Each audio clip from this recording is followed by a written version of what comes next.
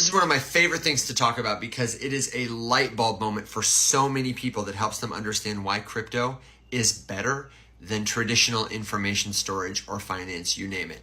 What happens if Ledger, the company, unexpectedly shuts down? What happens to users? What happens to the crypto if you can't access it? The answer, my friends?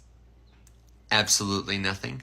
In fact, because you were so smart and you backed up your seed phrase or your private key on a piece of paper, engraved it on a piece of steel, because you memorized it or stored it in some other way, you can go out and get any other hardware device and restore that wallet. If my Ledger gets run over by a truck or Ledger, the company, goes out of business, I just get another device and use my private key to restore my wallet. If all the hardware wallets in the whole entire world went down, you could restore that wallet on a piece of software like MetaMask or Trust Wallet. And if even those wallets went down, like if the whole internet went down, because of the architecture of the blockchain, when it came back online, somebody could build any wallet interface, connect it to the Bitcoin protocol or the Ethereum protocol, and you could restore your wallet and access your funds using your private keys. This all goes back to the terrible wording of wallet.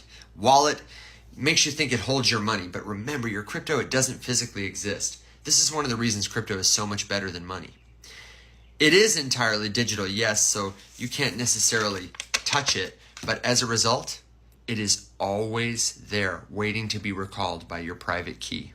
It only responds to your private key, and it is rules based according to the protocol. Those rules ensure that nobody can fake or forge the information that represents your cryptocurrency, and they ensure for flexibility that is equitable. Whereas if the United States Treasury wants to print more money, it's about a dozen people who get to choose a decision that affects all of us. But nobody can change the cryptocurrency networks we rely on without getting permission from everyone. So, don't worry about your wallet.